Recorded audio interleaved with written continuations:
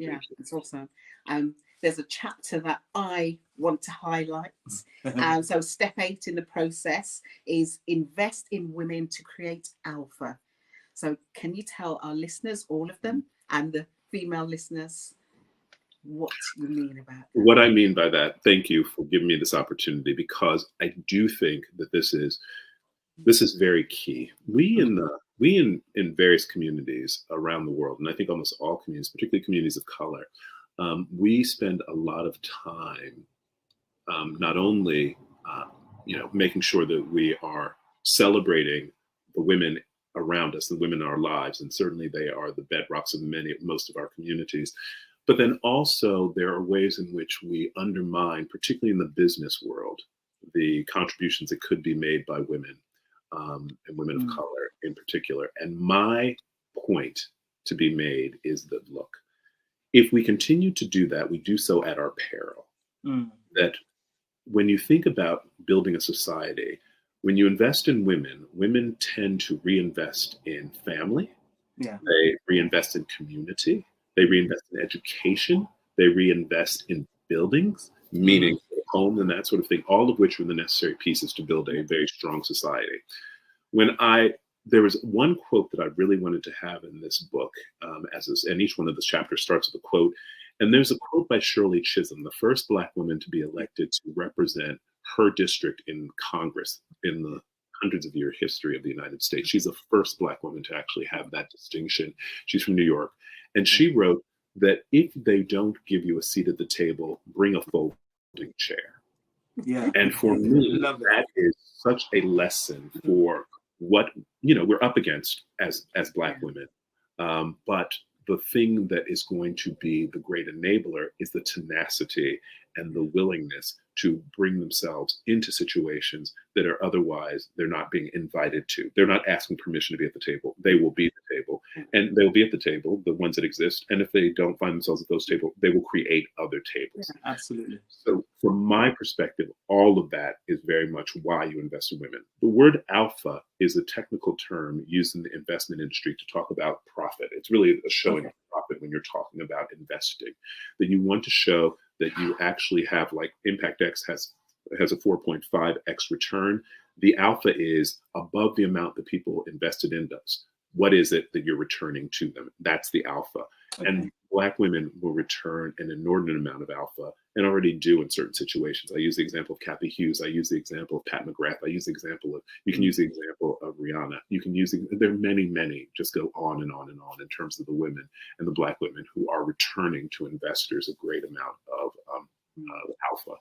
And so we believe that we can just follow that script, finding places that are both expected and unexpected in which women are participating, and find those deep wells of experience, therefore the ability to disrupt, and therefore invest in those for benefit. We've got organizations in our portfolio at Impact X. There's Butonomy that is dealing with influencers, social media influencers, and how they monetize their lives, particularly women who are women of color and makeup and other sort of places, and how we use artificial intelligence and technology in order to help them to actually make this not just an avocation, but as micro influencers, how to make it an actual career and a business.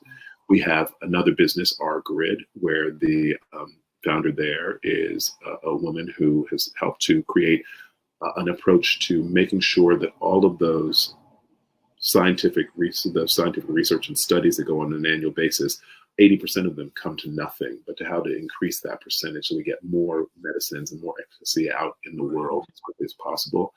We've already talked about AfroCentrics. We have a fem tech company called Health and Her that looks at the perimenopausal and menopausal space to women out of Cardiff.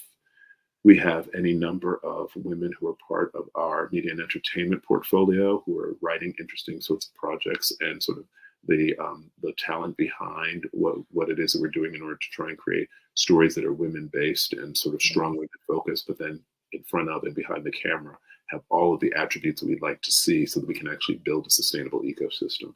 So we've got example after example after example of where there are Black women in the world who are creating alpha, and they're doing it all over the UK as well as they're doing it in Europe and around the world. Most of our interviews are done by now, but this is brilliant. We are just so pleased that you are unpacking so many gems. Yeah, it's brilliant. I'm glad this is helpful. I like your questions. Most people aren't this prepared. This is so. I have many interviews where I get no preparation. It's not me being prepared because that's often the case, but them not needing to have done any sort of research. But you have done a lot of research. Thank you. People need to know. Yeah, we wouldn't be serving you or indeed our audience if we weren't prepared. Yeah. Bottom line. Yeah, that's great. Right. So we've been speaking to Eric Collins, author of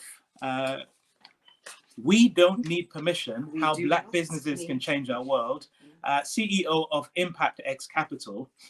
And he's just explained about some of the businesses that Impact X are involved in. And it makes sense now why The Times has said you're one of the most powerful businessmen in Britain.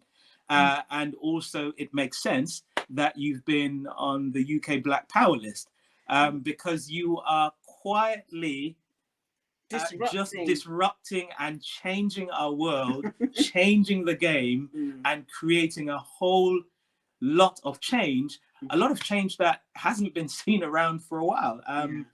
So Eric, tell us what the next 12 months look like. In fact, two-part question. What does the next 12 months look like for you in terms of some of the stuff you want to see in terms of you being involved in?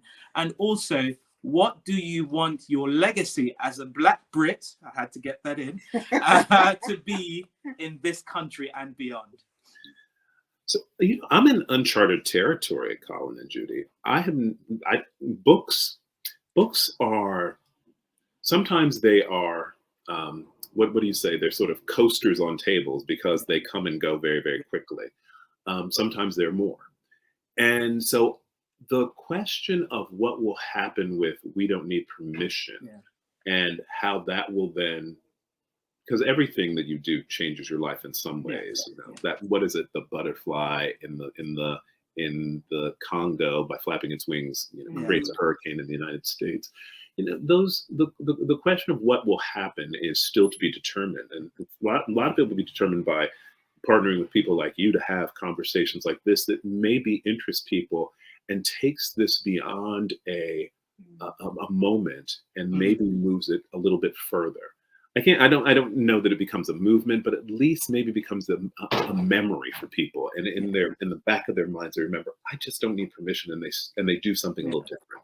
So that would be, maybe what the next 12 months will be, and I'll be on the street and people will be stopping me. What I hope is that people will stop me and say, you know what, Eric, I don't need permission to this. I didn't need permission to do that. That would be wonderful. Now, I hope at the same time that they do some better photoshopping, and so I look a little thinner. But we'll deal with that. You look absolutely fine. We'll deal with that differently and another way. I have to talk to the editor of the book. And what I'll be doing with Impact X is we're going to continue to be investing in these companies. We have a portfolio of about 25 projects. Some of them have exited at this point. Some of them, sadly, which is the business model for organizations like ours. Some of them have gone bust. But we are, going to be managing that portfolio, investing in a lot of other organizations. We'll always be raising money to invest so that we can then put that money to work in the ways that make sense.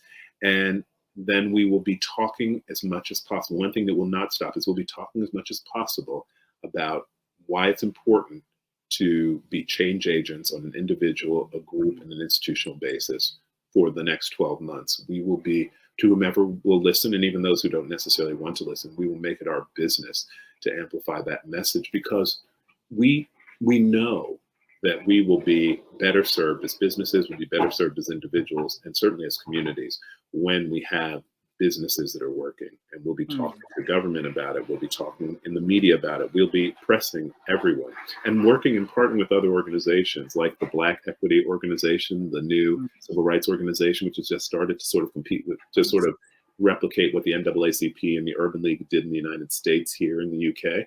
We are going to be partnering with all these organizations because we believe that it is not, and we have no interest in being alone. We have no interest in being the exception. We want to become part of the rule. So hopefully we become more and more embedded within a stronger and stronger ecosystem and become less strange, less sort of exceptional, that we become very much what everyone else is doing, and they see the benefit, and we're bringing and attracting much more money, much more time and energy to this idea of making sure that businesses that are run by women, people of color, particularly Black women, are doing what can be done and reaching their full potential. Brilliant. Well, one of the chapters in your book is Bet on Black. I'm going to paraphrase that slightly. Bet on Eric Collins. If we've seen anything from the passion, from just his enthusiasm and his motivation and his experience, which is, massively important, we reckon the next 12 months is going to be a game changer in terms of the impact of this book.